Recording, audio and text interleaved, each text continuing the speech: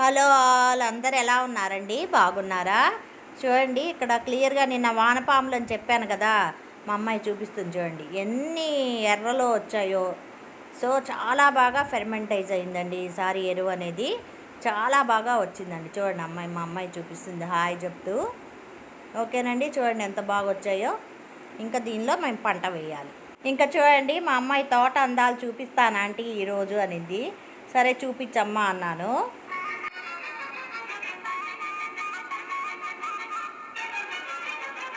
మధ్యలో అలాగా తూనీగా